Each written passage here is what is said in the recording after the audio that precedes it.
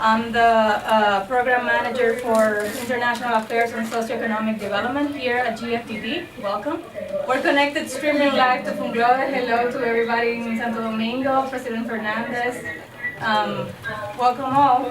We're here to have a discussion on successful education and labor markets.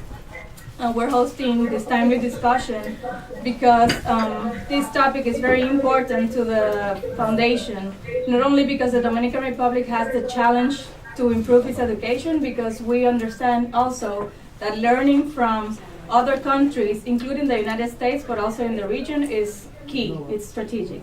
So today we have Maria Marta Ferreira, which is the Senior Economist, Office of the Regional Chief Economist for Latin America and the Caribbean of the World Bank here in Washington, D.C., and co-author of the book At a Crossroads, Higher Education in Latin America and the Caribbean.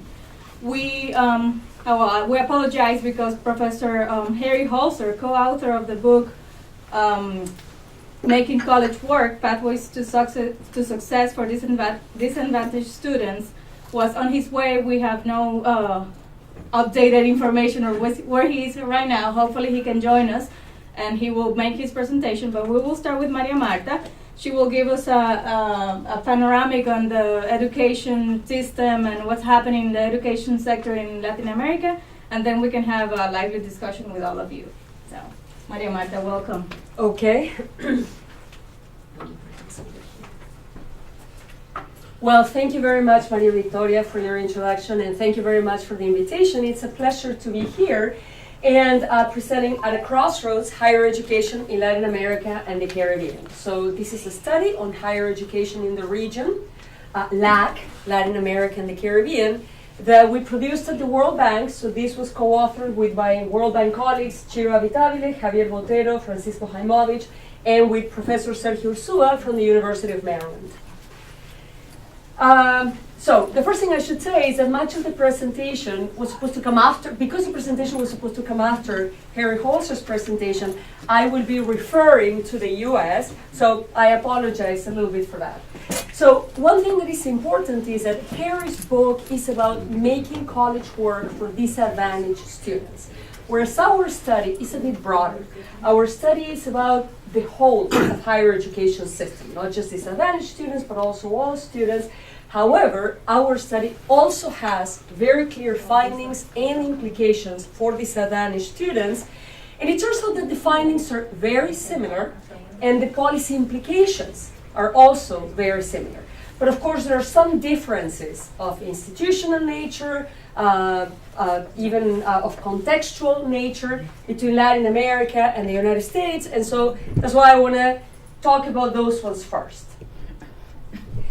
So first of all, in LAC, 14% of the working age population has completed higher education. In the United States, this is about 41%. So what this tells us is that we have a less skilled working age population. And so that means that higher education is even more important in some sense in our region. Also, in the United States, about 40% of the students in higher education are enrolled in what we call short cycle programs, community colleges, 2-year programs. In LAC, however, that percentage is lower. It's only 20 or 25%. So that means that about 80% of our higher education students are pursuing longer programs, what we call bachelor's programs. Bachelor's programs in our region, las licenciaturas, las ingenierías, are actually longer than they are in the United States. Bachelor's programs in the United States last 4 years. In our region, they last somewhere between 4 and 6, typically 5 or 6. Also, in our region, public higher education institutions are subsidized. They're also subsidized in the United States, but they are subsidized at a higher level. In Latin America and in some countries, for instance Argentina, where I'm from, they go all the way to being free. This is the case for public higher education institutions. However, there is almost no financial aid for private higher education institutions. In other words, if I want to go to a public university in LAC, I go there for free. But if I want to go to a private university in LAC, I have to pay typically out of my own pocket. Some banks might give me a loan, maybe the university, the private university will give me a loan, but for the most part, if I want to go to a private university, I pay out of my pocket. Whereas in the US, there is public funding to go to private institutions. Also, so what that means is that the public funding in Latin America that goes to higher education really flows almost entirely to public universities. It doesn't flow to students, it just goes straight to funding the public universities and making them either free or almost free. Now, what does this funding for public universities in our region depend on? Usually on enrollment. It doesn't depend on how well the universities do at educating students. It doesn't depend on whether the students actually get jobs afterwards. It just depends on how many kids enroll. Sometimes it depends on how much the university got a year, 10 years, 5 years ago, but it doesn't really depend on outcomes. And also, very few countries have student loans. Student loans are very popular in the United States. Very few countries in Latin America have student loans, and only Chile has a student loan program, just like in the United States.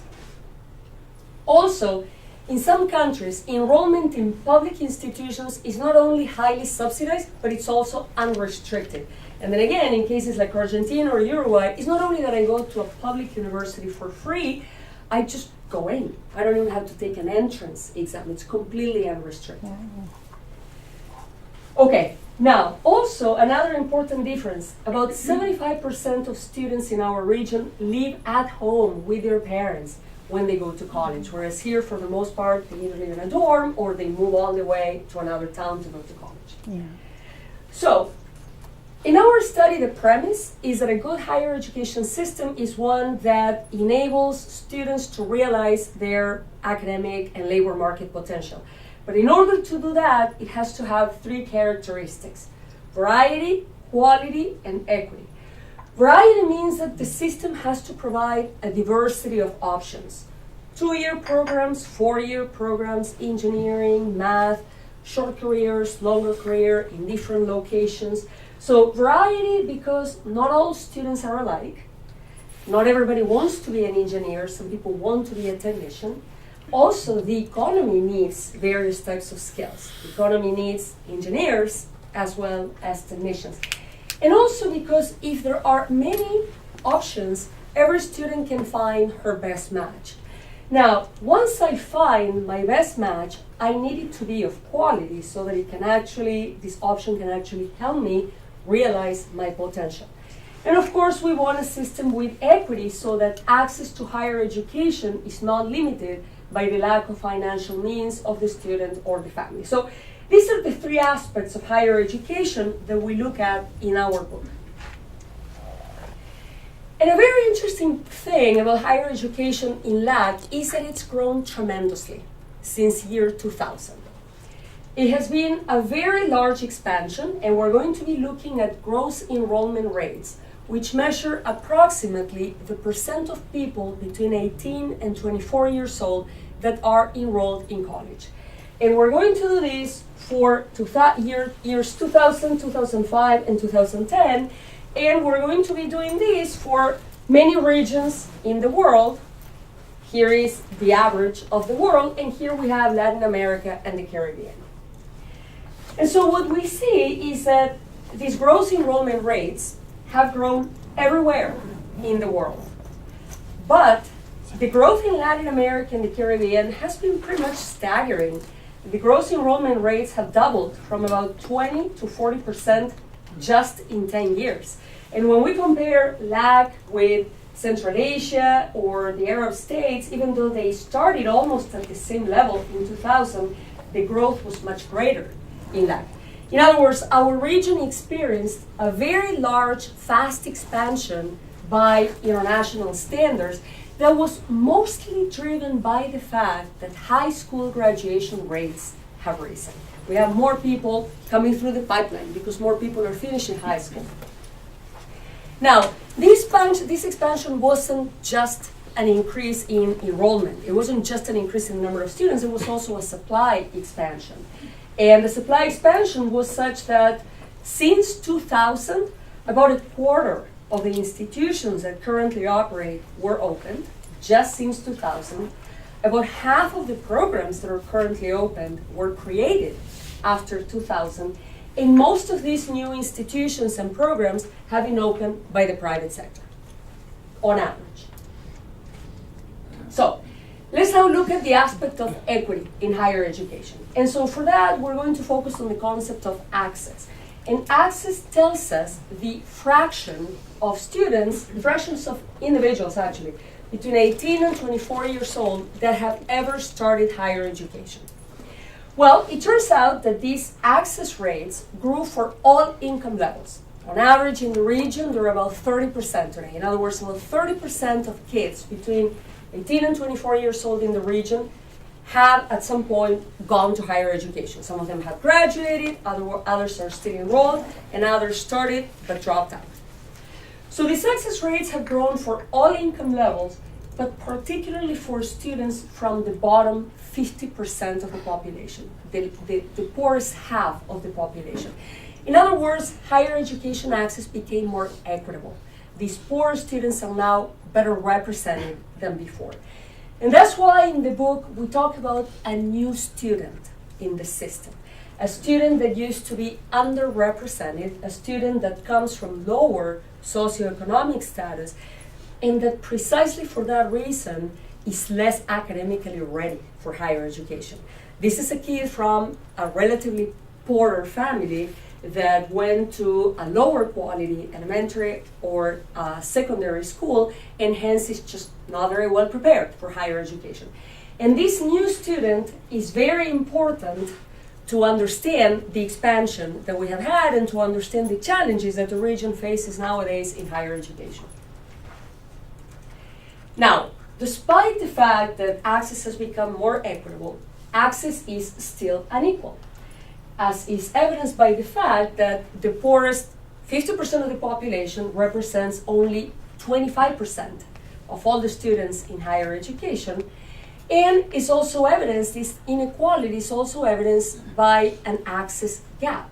And so when we look at access rates for the richest 20% of the population, the access rates are on average equal to 55% in the region.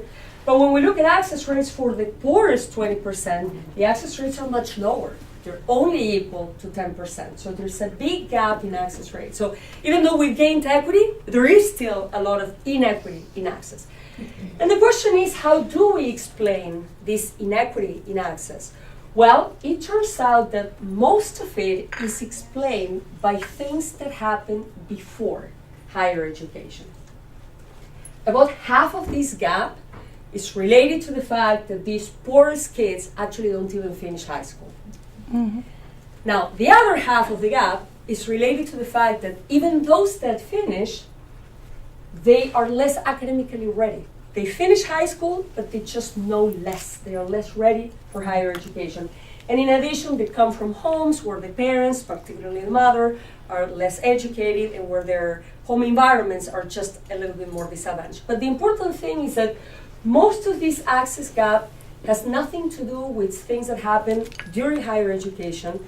It has to do with things that happen before, and that's why just increasing financial aid for higher education is not going to eliminate this gap. Much has to be done before, much has to be done with the quality of elementary and secondary education to actually close this access gap. Also, even among those that actually have access to higher education, not everybody has access to the same options or the same quality of options. So here we're going to look at data for Colombia, high school graduates, and we're going to look at the higher education options that different kids have access to. So we're looking at short cycle programs, so these are the 2-year programs similar to the community college programs in the United States, and then we look at bachelor's programs, 4, 5, 6-year programs. So some of them are bachelors in low-end private institutions, so non-selective private institutions. Some students go to bachelor's selective private institutions. Some students pursue bachelors in non-selective public institutions. And finally, other students pursue bachelor's degree in selective public institutions. And so we're going to now classify students based on their academic readiness and family income. So in Colombia, when kids graduate from high school, they all take a test, a high school exit exam, that gives us a pretty good sense of how academically ready people are for college. And so we look at this test score, we divide it into quintiles, and so these are the highest achieving kids, and these are the lowest achieving kids in high school, academic readiness. And so here we're looking at family income, so these are the highest income and the lowest income kids. So really, these are the students who are most prepared and wealthiest, and these are the students who are least prepared and poorest. And what we're going to see now is, for each of these student types, what is their main option among these 5 types of options? Well, what we find is the following. The very well-prepared, rich students go mostly to selective private institutions. They're rich, they can pay for them, and they're very well prepared so they can get into selective institutions. Very well prepared students who are low income and they're going to selective public institutions. Less prepared students who are high income go to selective private institutions. And the question is, how do these kids who are not very well prepared get into selective institutions? And the answer is that, at least in Colombia, these selective private institutions have opened new programs since the expansion that are less selective than their existing programs, just to cater to these new students that have come into the system. Then we have less prepared students who are sort of middle income. Where do these kids go? Well, they mostly go to non-selective private institutions. And finally, we have the students who are not very well prepared and who are low income, and these kids end up going, for the most part, to the 2-year programs. So what this tells us is that what option you gain access to really depends on your family income and your academic readiness. And of course, which option you gain access to really matters for your outcomes in terms of graduation and in terms of salaries. And I will go back to that later on. Oops. No.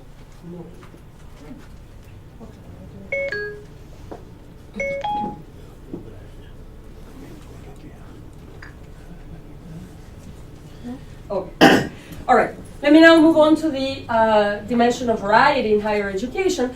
So since the expansion, since roughly year 2000, we now have a greater variety of institutions and programs. So for instance, we're going to be comparing data for 2000, so before the expansion, and 2013, after the expansion. And so what we see, for instance, is that private okay, now I know what I'm doing. It's a pointer. Okay, it's a laser. Okay. So private institutions have gained market share because there are so many more of them.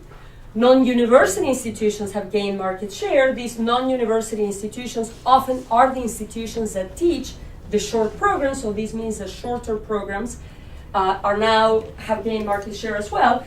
But there is an important aspect of variety that the region lacks, and it's a variety by field. So here what I'm going to be showing is a classification of higher education graduates depending on their field of study. So here we are looking at the percent of graduates who finished with a degree in the sciences. So this is our region. These are comparator countries in East Asia and the Pacific or Eastern Europe. This is the United States, the UK. And clearly, in our region, we just don't graduate many people in the sciences. And in other work that we have done at the World Bank, we have established a relationship between this deficit of scientists and engineers in our region and our inability to innovate technologically in the region. On the contrary, our region tends to graduate a high share of people in education, teachers, and a high share of people in social sciences, business, and law. Okay, now we go on to the aspect of quality. So the very first thing I have to say is that it's really difficult to measure quality. It's very hard to agree on what are the outcomes that we want from higher education. Do we want higher salaries? Do we want social capital? Do we want critical thinking? Maybe we want all of those things. Well, we can't really measure all of those things, and even the things that we can measure, we can only measure them with a lot of limitations. So that's really the first problem in measuring quality. The second problem is that what we really would like to measure is the institution's value added. So for instance, say that we're looking at academic performance and we see that a student is doing very well in college.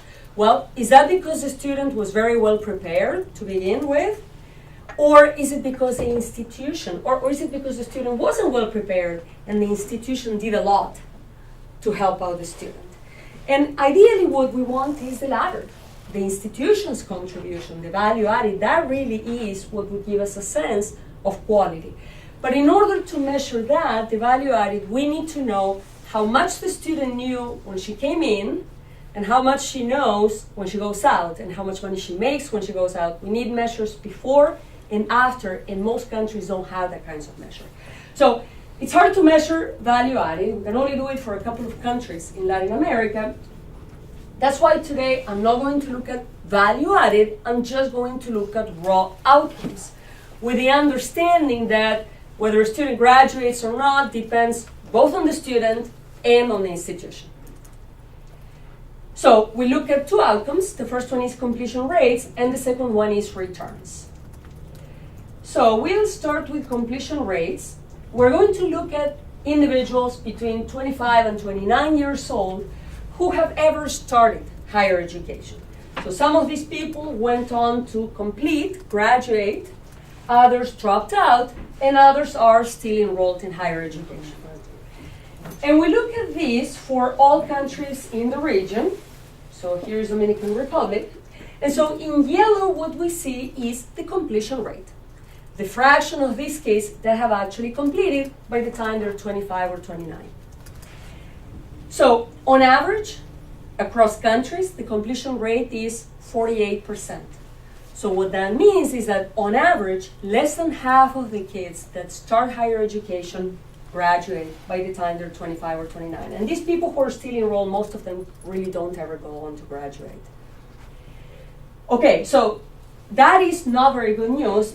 At the top of the region, we have Mexico and Peru. They are the ones that get closest to the United States. The United States is about 67%, so the US is above all the countries in the region. So this by itself is disappointing enough. But worse than that is the fact that some students are more likely to drop out than others. And who are the ones who are most likely to drop out? Low-income students, students with low academic readiness, even if they are high income. What we find is that the effect of academic readiness dominates that of income. Also, even controlling for income and academic readiness, students that go to non-selective bachelor's programs are less likely to graduate, and students that go to short cycle programs, 2-year programs, are the ones that have the highest dropout rate. In Colombia, for instance, the dropout rate of these programs is about 65 or 70%. Wow. And by the way, this is exactly the same as in the United States. In other words, who drops out is very much related to student characteristics, but it's also related to institution characteristics, because these type of students who would be anyways more likely to drop out because they have difficult family circumstances or because they're not well prepared for college, these students end up going to institutions that are not ready to provide them with the services and the supports that they need in order to succeed. So when do students drop out? We think that this is also quite interesting to understand the dropout program. So then again, we're using Colombia's data here, and we classify dropouts depending on when they drop out. So these are 5-year programs. Well, it turns out that there's a big dropout peak here in the first, right? There's a big dropout peak here in the first year, and then there's another one here in the 5th or 6th year, which is very late, because this is when people should actually be graduating. So what is going on here? And by the way, in the US, these bars are almost all the same height. They are a little higher in the first year, but it's nothing as is proportionately higher as we see in Latin America. So what is going on? We think, this is our conjecture, that this very high dropout rate in the first year is related to the fact that in our region, we don't have what they call in the US general education requirements. And so in the US, usually in the first 2 years, people take a common set of classes across majors. And so if you start engineering, but you decide that you don't like it, you can transfer to history because there's a common core, there's a common set of classes that you take across majors, and so it's easy to transfer. In Latin America, for the most part, if I study engineering, that's what I do since day one. So if I want to transfer to history, I just have no credits to transfer. From the start.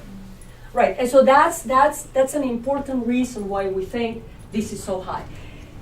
But we think there is another reason. One is that in the US, there is career counseling in high school, so that people start thinking about what they're going to do in college. There's not a lot of that in Latin America. Also in the US, there is academic advising in college, so that you go and talk with your academic advisor who makes sure that you're not entirely lost, helps you find your way. There's nothing like that in LAC, at least not in public universities, which is where most of these new students go to. Now, this other late dropout is troubling, because this is when people should be graduating. And we think that what happens here is the following. Perhaps these people started working and they just never get around to graduating. But we think that another reason is that there could be honors graduation requirements. So for instance, it could be that you're studying accounting, and that in order to graduate, you have to write a thesis, even though you're never going to actually do research, even less so in accounting. And the professors are not going to help you write these theses, and so you just never graduate. You just never finish the thesis, you never graduate.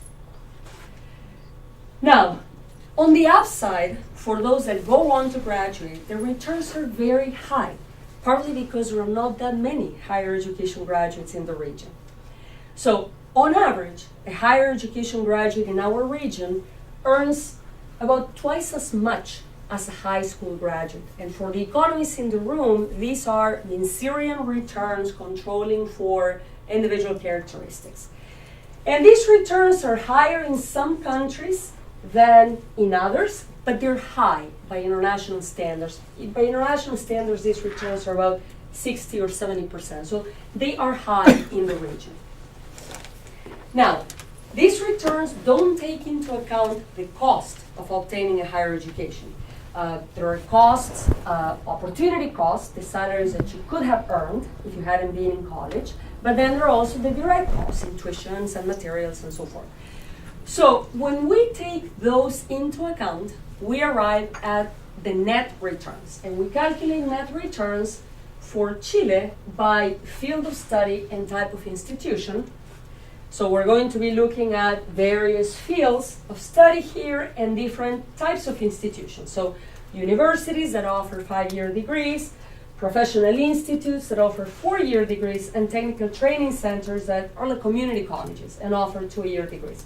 And these professional institutes are sort of a hybrid between a university and a technical training center. Okay, so the first thing we find is that when we average over all of these programs, the return is still high, it's 80%, meaning that over the course of a lifetime, going to higher education, on average, will give you a total return that is about 80% higher than if you just go to high school. So that's a very high return. Now, they are higher if you go to a university than if you go to a professional institute or to a technical training center. But I want to emphasize that if you go to a technical training center, on average, you still get a 70% return. So it means that that's what you get above and beyond a high school diploma. That's also a very high return. Now, it turns out that across fields, there's a lot of variation in the return. Returns are very high, about 125% in engineering and technology, law, science, very low in education and the humanities. And furthermore, the returns really vary, even by field, depending on the type of institution that you attended. So for instance, when we look at engineering and technology, the returns are very high for university degrees, less high than for the others. But for instance, engineering and technology is an example. For engineering and technology, for science, the returns are high, no matter what type of program you get. Whereas, for education or for the humanities, the returns are low, no matter what type of institution you attend. Yes? Could you just talk a little bit more about how you estimated the net returns? Because, I mean, the counter argument to that is that people don't see a lot of advantage in completing higher education because they can get almost always the same kinds of jobs as people who did, at least in the DR. Okay, so should we take questions or? Do you prefer to at the end? Well, Yeah, so the you short would. answer Yeah. to that is that even if they can get similar jobs, they don't get the same pay. At least that's not what we observe in the data. What we observe in the data is that somebody without a degree makes about a third of what somebody with the degree makes, at least on average. That's what we observe. And happy to give you more details on how we calculated the returns. We're going to have a Q&A at the end so we can save the questions. Yeah. So, the point here is that there is enormous variation in return across fields, and that even within field, for instance, in the case of law, the returns are very high if you go to university, not very high if you go to other institutions.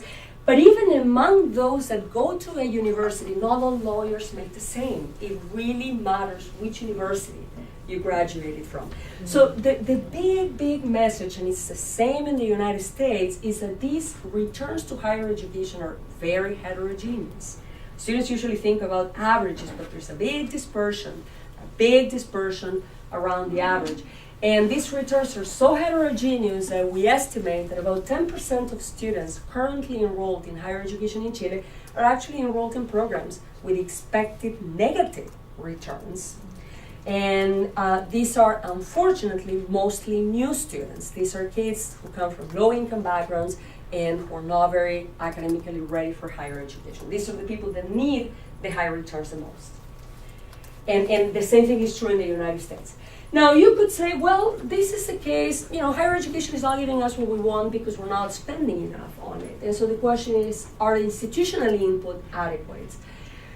Well, when we compare LAC to comparator countries, similar countries in East Asia and the Pacific or Eastern Europe, in fact, we find that the region is doing quite well in spending per student relative to GDP per capita, student-teacher ratio. We also find that higher education teaching is attractive in terms of salaries, work hours, benefits. However, institutions and students often receive funding independently of their outcome. And so it doesn't have to do, the problem doesn't seem quite as much to be related to the level of funding as with the distribution, the efficiency in the allocation of funding. And the same thing is true in the US, although to a lesser extent. So, to summarize what we've done so far, before I go on to policy, there's been a large expansion, large equity gains, although access is still inequitable, mostly because of disparities that started before higher education. We have had some variety gains, but not a lot of variety in fields. Inequality measured by outcomes is a real problem, especially for this new student that has entered higher education during the expansion. And so when we see this picture, the question is this what we want from higher education in Latin America? And the answer is, well, clearly not. We want something different, and that means that we have to do something different. And that's why we titled the book At a Crossroads, because the region is at a crossroads. It's time to make some really important decisions. The region wants to form human capital fast, efficiently, but the context has changed a lot. This expansion that I just showed happened mostly between 2000 and 2010. That was the time when the region was growing at very high rates, largely because the prices of commodities were so high. Well, the price of commodities have plummeted. They might never go back to those levels. The region has to find other ways of growing. That's why it's turning to things such as education. But we're growing at lower rates, and we're also facing much tighter fiscal constraints. We just don't have the kinds of resources that we had during that time, but we still want to expand access to higher education. So we have to start thinking more clearly or perhaps differently in terms of higher education. That's why we think that it's time to make important decisions and not just tweaks at the margin, but some substantial changes. And now let me go to some useful principles for thinking about these types of changes. The first thing I want to say is that these principles are very much aligned with those that Harry Holzer would have presented. So I was just going to talk about the things that are mostly different between us, largely as a matter of emphasis. The first thing has to do with information. We believe it's very important, and it's a role of the government really, to generate and disseminate information at the level of institutions and programs. So for instance, if I'm going to study chemical engineering at the University of Buenos Aires, I need to know how many years it takes to complete chemical engineering at this university, what percent of people graduate, what is the first salary that these people get, what kinds of careers do people go on to receive, is there a tuition for it, etc. So at the level of the institution and the program, this information is very important for students, for families, but also for the governments that oversee the institutions. And it's not just enough to make the information available. We also have to help students process this information, especially these more disadvantaged students that maybe get confused when they see so much information and they don't know how to interpret it. Chile, Colombia, Peru have taken steps in this direction, and this is quite remarkable. Both Chile and Peru have websites where I can go and find exactly the type of information that I'm saying. Chemical engineering at the University of Lima, and I can find all the information that I just described. Then we have the role of incentives, and this is critical. So these outcomes that we just mentioned in terms of salaries and dropout rates have to do with actions taken both by students and institutions. So both of them need incentives to perform at a higher level. And they both need to have skin in the game. They both have to lose something if they don't do well.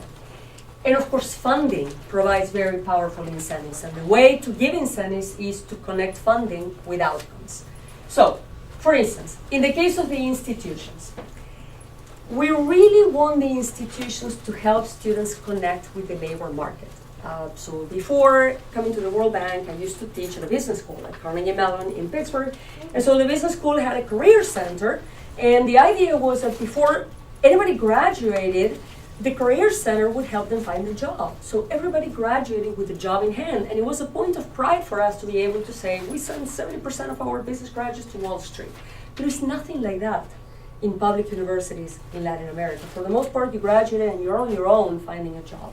So we really want the institutions to help students connect with the labor market. But the question is, what incentives do the institutions have to do that?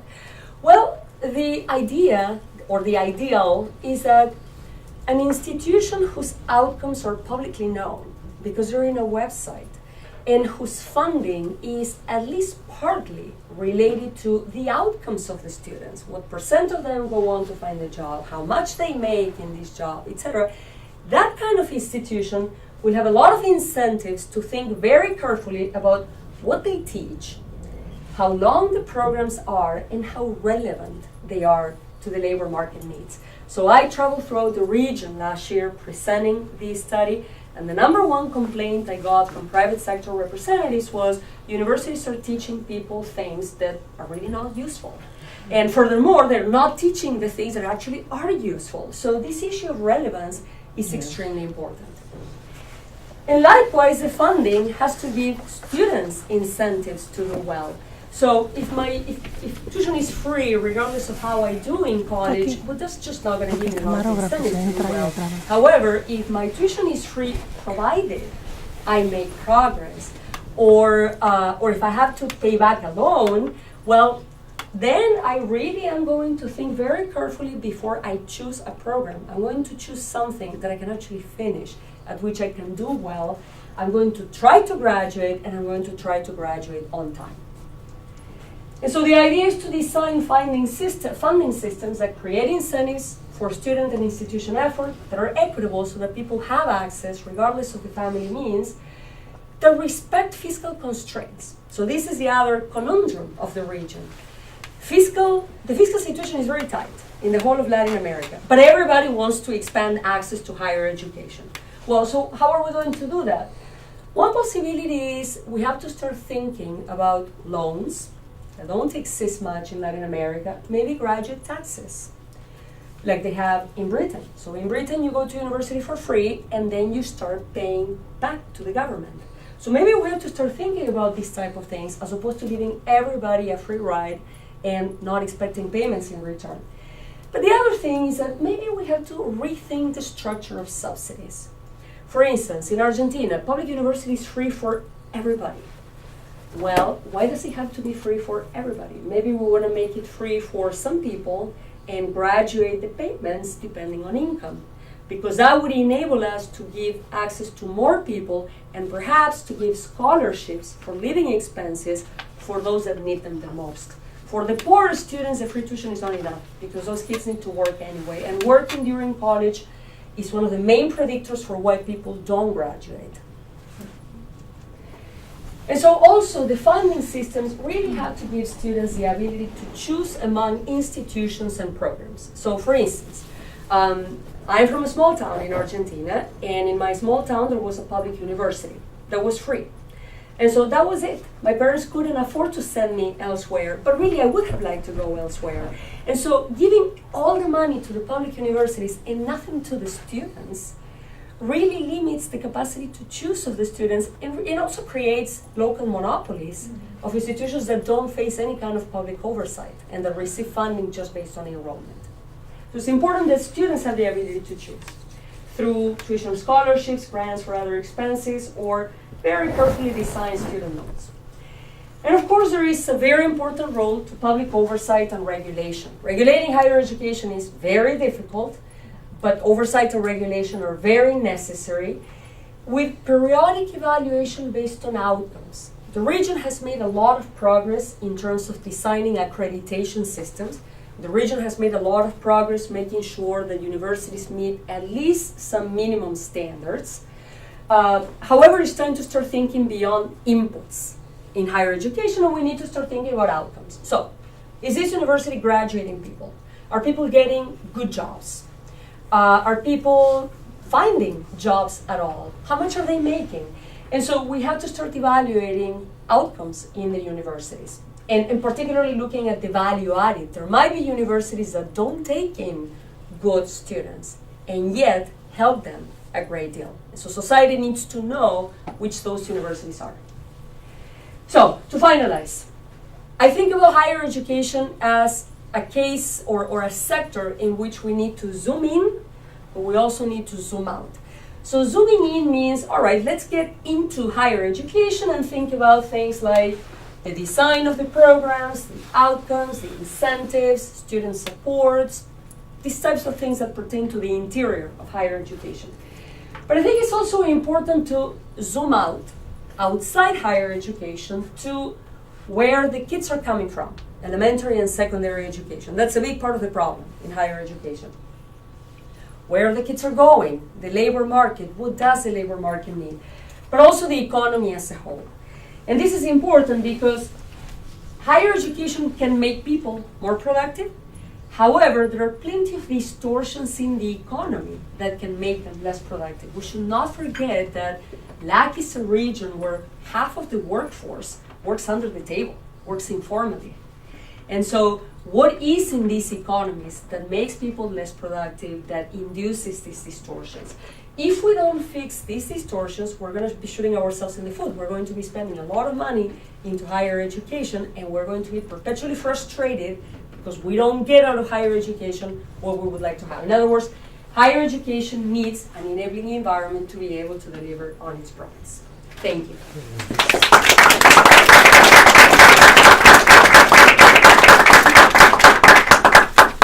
You want to sit here? Sure. I want to ask you the first question before we open it up, and we also have people in Santo Domingo that might have something to ask or say.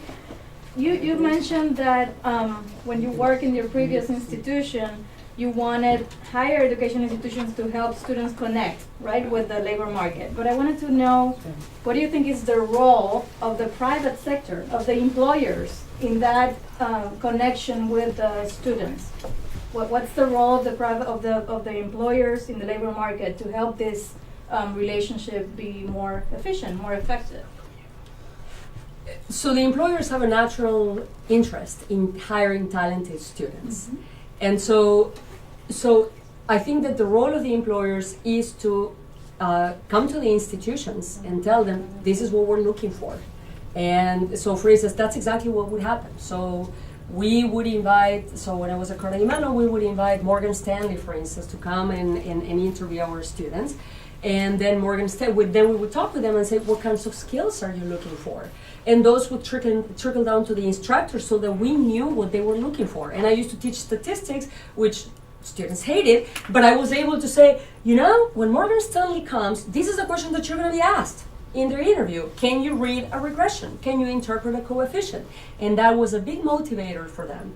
So I think it goes both ways. The companies coming to the institutions, but the institutions also go into the companies.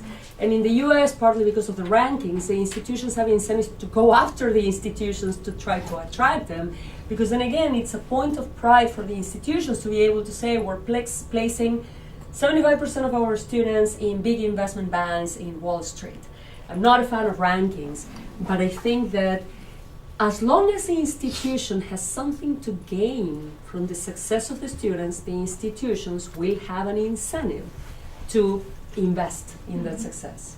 The worst we can do is to give funding to the institutions regardless. And forget about it. Exactly. Okay. I want to give the word to Santo Domingo. Is anybody there wants to ask a question? I see President Fernandez moving his hand.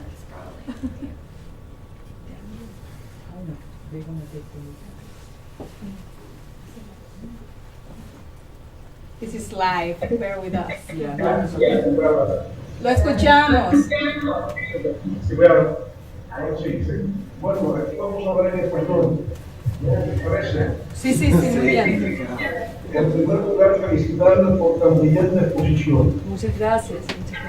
Hemos aprendido mucho de cuál es la realidad de la educación superior en América Latina y Caribe, en términos de su calidad, de su accesibilidad y sobre todo las brechas de desigualdad social que existe como manifiesta en la educación superior. Nos ha parecido una fantástica exposición y nos damos cuenta de cómo tenemos que efectivamente transformar la educación superior en la región para que podamos ser países más competitivos, con mayor capacidad de construcción, de riqueza y generar mayor equidad social, erradicar la pobreza, en fin, todos los temas que son vitales para que la región pueda generar transformación en las familias.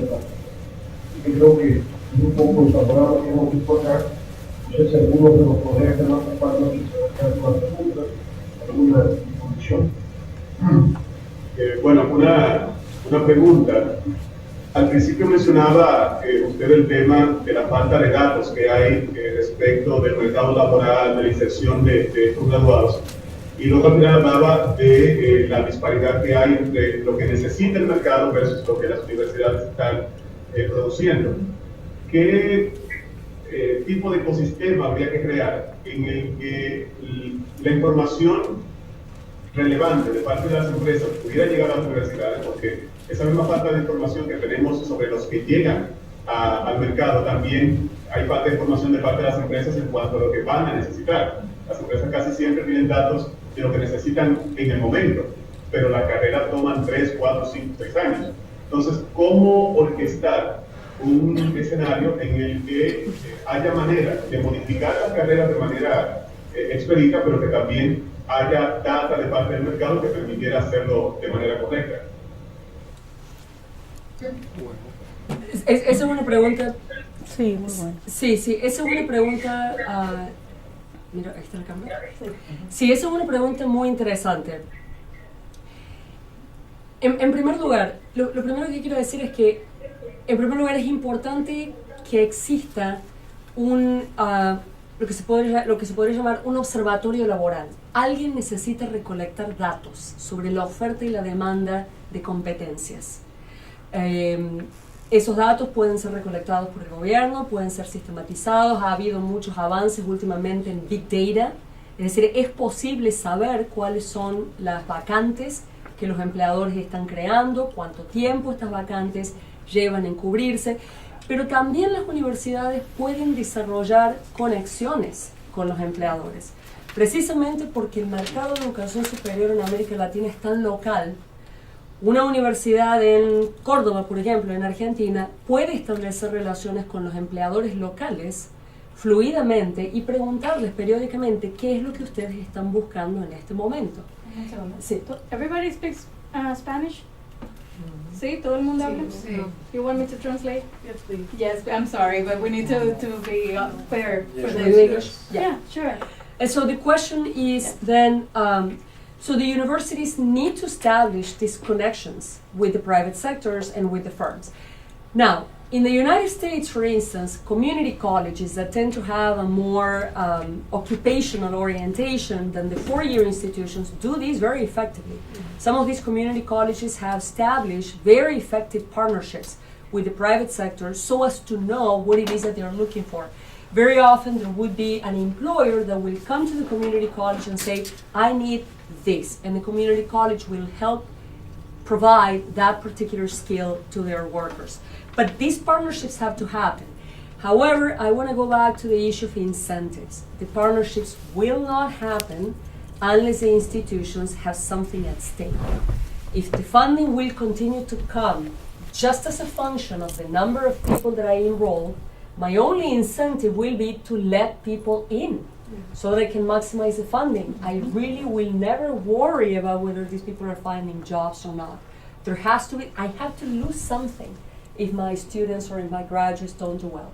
But successful models of these partnerships exist.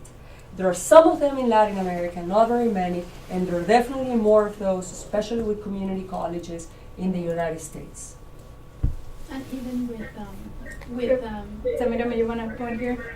no, it's okay. Go ahead. Even in with K-12 school systems, IBM have started having partnerships with high schools that start creating a path, because, like you said, the deficiencies often are in K-12, in that preparation to go to college. So IBM has a strong program in some schools in New York and Chicago, and there is kind of and also having about school funding.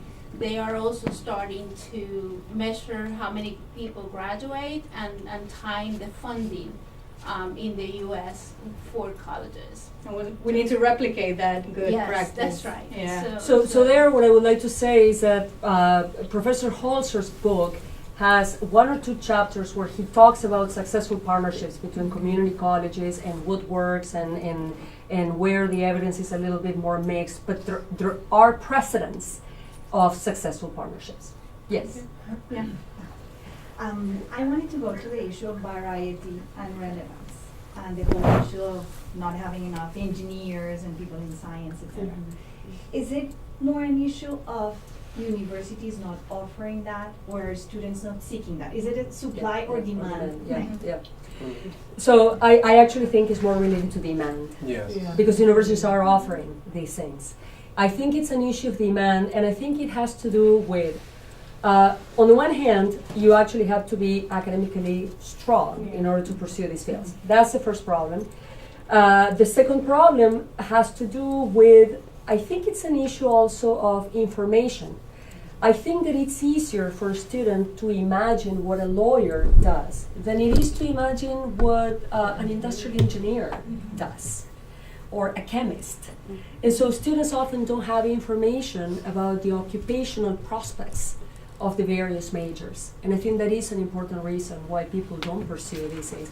Also, they might not know the very high returns that they can get in the labor market if they pursue these fields, or they might learn this information, but when it's already too late, they're seniors in high school, there's no way they can remedy their lack of academic preparation. So all of this that we've said about information, we think it really has to start very early, around 9th grade or something like that, so that people can act upon it.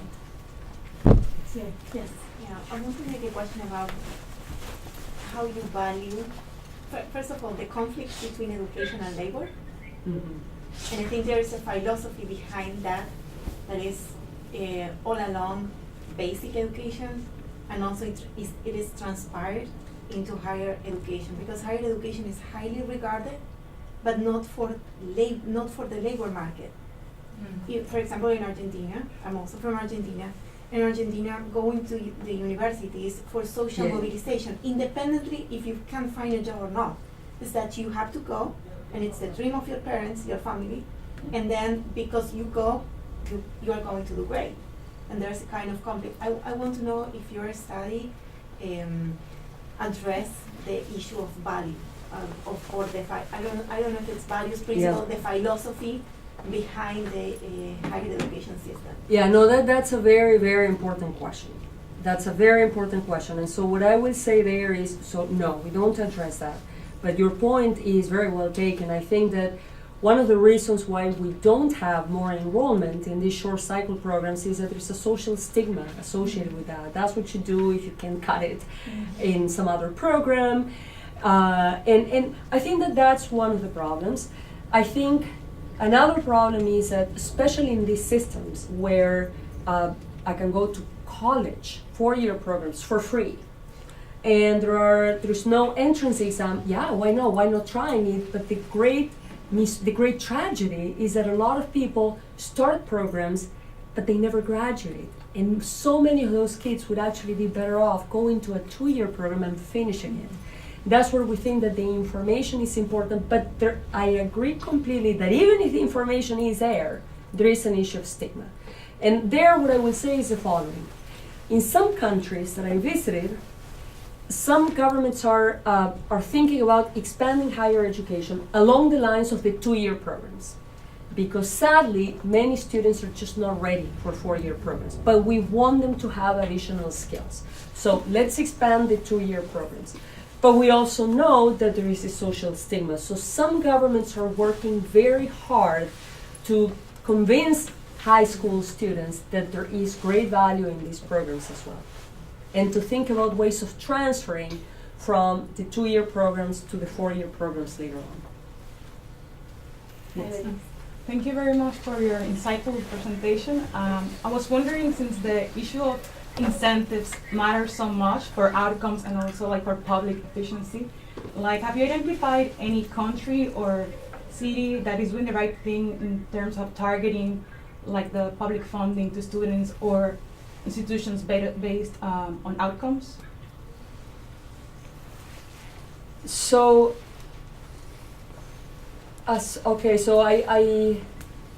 what I know is that some countries are at least partly doing that. So for instance, Colombia subsidizes public higher education very generously. But it is even more generous with lower income students. And my understanding is that there is a fee in the first year that is related to your family income. However, in the second year, you need to have done some academic progress in the first year so that you can keep your subsidies in the second year. So that's a way of connecting the student funding with the outcome. As far as I know, the funding that goes to institutions is not related to outcome. Or if it's related to outcome, it will be related to outcomes in terms of enrollment, not in terms of employment. As far as I know, no country in Latin America connects funding to employment outcomes. I could be wrong, but that's what I think. But international benchmarks that we could look forward to learning? Well, in the United States, most states, I think 32 or 33 states, connect public university funding to outcomes. And again, Professor Holzer's book goes in great detail into this. Okay, thank you. If you leave us your email at the end, some of yours I already have, but we can share these PowerPoint presentations, including Professor Holzer's. He excused himself. He apologized. He had a personal emergency, so he couldn't be here with us today. But we have his presentation, and we encourage you to also read his book, which is also very good. So, yeah. Any other question? Were you going to say something? In the presentation, you mentioned mostly higher education institutions, the role of them, and the role of students per se. And as you mentioned previously, besides getting to know the returns of the different programs, it is very important that they have complete information about what they would be doing in every program. Because what we see in the region is that mostly a person chooses a career because of the parents' tradition or something like that. And I was wondering of the role of high schools per se of providing the information and what is being done with them so they can provide complete information about the different programs. I think that's a very, very good point. I Yes, think that the it is. information needs to be made available Yes. early on in high school. My understanding is that the region is not doing that currently. That's my understanding. There might be isolated interventions, but it's nothing systematic.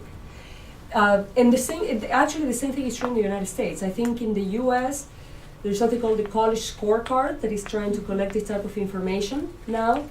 And I think it's at the institution level, it's not at the program level. But then the other thing that we know is that it's not enough to make the information available. You have to help students process it. Yeah. And students from, families or from parents who are professionals, they have a natural way of processing these because they can talk with mom and dad and they'll help them think about these things. The real problem is that these new students who are first generation college goers and who don't know how to think about these things. And so that is a real problem. And so that's where we need to strengthen counseling in high school, very early on in high school, but also throughout college. We talk about this in the book. Professor Holzer goes into even greater detail on this in his book. But one important thing is that if we want to improve outcomes, we need to have policies that are aimed at the institutions and at the students. And if there's anything to be said about funding, is to connect it with outcomes. But there are many things that we need to do that don't have to do with funding. That may require extra funding, but don't have to do with funding. So for instance, these new students into the system, these kids may need a lot of mentoring, a lot of academic advising. They may need a lot of nudging. They may need a lot of one-on-one meetings, a lot of follow-up meetings, because they don't have the social capital, so as to speak, of that kids that grew up with professional parents would naturally have. So there's a whole set of issues that the entry of these kids brings into the system that the region hasn't really grappled with. And we may need additional money to deal with them. This costs money. But maybe what we have to do is start reallocating money within the public education system. Right. Yeah, actually, thank you for your presentation too. I actually have like a follow-up commentary towards that observation that you just made, because actually, wouldn't it be better to have the money that's funded to the universities attached to actually how much support do they provide to the students, instead of actually providing the subsidies to the students per se? Because if you mentioned that the low-income students tend to perform way worse in general, or tend to drop out at a certain point because of certain factors that are not necessarily just economic, that means that even though they're receiving the money, that doesn't mean that they're necessarily going to stay in school, because they don't have the tools to understand what they are pursuing, if you see what I'm saying. So if the money is actually targeted towards the quality, like indicators that show that the university is actually demonstrating importance towards the students, wouldn't this be a much more effective way of funding the university per se? Yeah. That would be like my first point. And the second one is actually about money. Like sometimes you have in many developing countries within Latin America that even though you have students that have graduated from university and they get unemployment, they do not get a salary wage that allows them to stay just with one job, So we have like professionals that are doing 3 or 4 jobs at the same time. For example, doctors, professors, etc. Because even though they're professionals, even if they have a master program, they cannot live with one salary. So those are my two. I would love Yeah, to so hear those are that two from you. interesting points. So on the first one, I agree. I agree that it would make complete sense to give funding to the institutions connected with their provision of these supports to students. And in fact, there is a recent paper that says that if we're going to spend an extra $1,000 per student, we're better off giving it to the university so that the university can provide these additional supports to the students, then we are giving it to additional tuition aid to the student. In other words, it really matters how you give out the money. And in these institutions that serve needy students tend to be very poorly funded.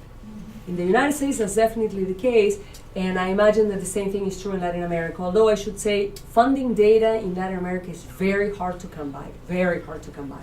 We have a long ways to go in improving data collection. So the first point makes great sense. The second point is interesting. So I think that the question there is a little broader in that what is going on in the market for physicians, for instance, such that these physicians don't make enough money after the investment that they have made.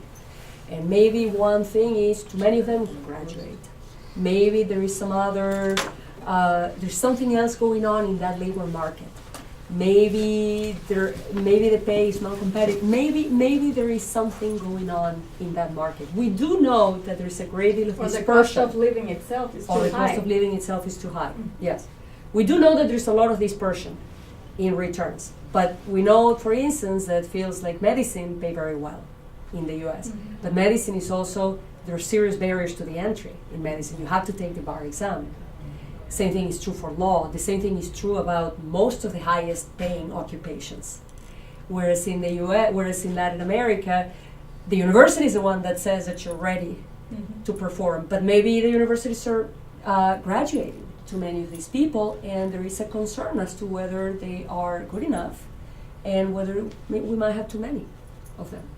Yes, it's a big problem. One more question? I have a comment and a question. One was like referring to your point and to yours also about the careers and why it's something that interests me as a woman in technology and with the technology business because it is a problem here as well. But I mean, technology tends to attract a very male-dominant environment and it has to do with the stigma and what, like you said, lack of knowledge of what you're going to be doing as an engineer. So, people still have the garage flip-flops type of idea that, is not very, especially in Latin America, it's not very attractive to think that, oh, I'm going to be working with a bunch of, hippies type of people.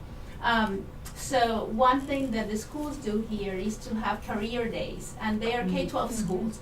And then truly parents and the Parents Association go out of their way to find people that will speak about what they do and that they have very unconventional careers. My kids come thrilled that day and sharing with me all of that they have learned in those days, and which is a wonderful thing because they start thinking about what they would like to do in the future. That not necessarily is, like you said, the law, the doctor, the accountant. So the other question that I have that gives me great curiosity in terms of me working also with technology for education is what is being done, if anything, in Latin America to retrain teachers and professors, because like you were saying, often they are teaching, especially those professors that have been 20 years, 25 years in a university, often they're teaching, something same. that is not as relevant as today's, work world. So is there any programs in Latin America, any place that you have found that is retraining or retooling even these professors and teachers? So that's also a very important question. So I don't know. I don't have the answer to that question. I haven't heard of that kind of places, but it doesn't mean that they don't exist. I just don't know. But I would go back, however, there. I mentioned two things. One is that I would go back to the issue of incentives. The institution has to care about retooling the professor. And the institution will only care if it's in touch with the labor market and if the institution itself is going to lose something because the kids are not doing well in the labor market. So otherwise, why bother? Yeah. There's nothing easier than you might get bored teaching the same thing 30 years after you started your career, but there is nothing easier than teaching the same thing forever. So there has to be some pressure coming from somewhere. That's the first thing. And then the second thing I'll say is that Professor Holzer's book talks about the difficulty that often community colleges that teach more occupational careers have in finding instructors, because community colleges are not very well funded, but to find the instructors in the most technical fields, you need professionals. You need to tap into the pool of engineers that is out there, working out there in the labor market. And these people cost money, and the equipment of these technical careers costs money. And so community colleges often struggle. They would like to offer these programs, but they just can't afford them. And so that is one of the reasons why community colleges might need more funding. This is government funding, so that better instructors can be hired and better equipment can be purchased. Some of these programs are just too expensive. Okay, do we have a María Ya tenemos. let's do a question in the public. Okay. Question from them. ¿Tienen alguna otra pregunta en Santo Domingo? A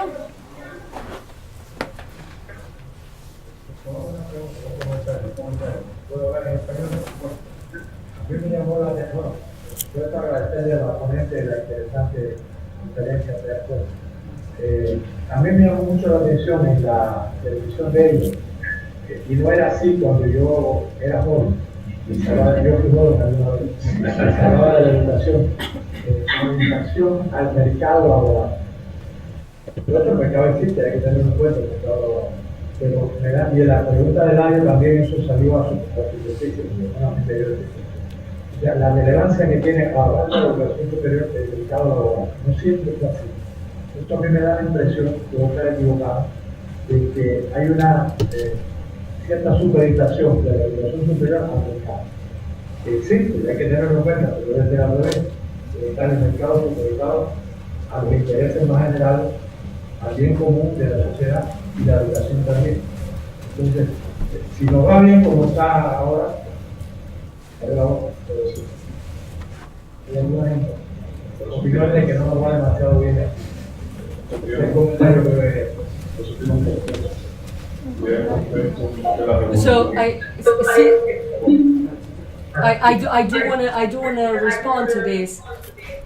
What was the question? It was a comment. No, so the comment is a very valid point, which is that is the labor market outcome all we care about in higher education? Don't we think higher education is important for other reasons besides how people do in the labor market? And the answer is yes, absolutely. So in the book we do talk about those things. So usually when I present this study, I start by saying one thing, which is that here I am looking at one aspect of higher education, one of the missions of higher education, which is to produce skilled human capital. But it's one of the missions of higher education. It's not the only one.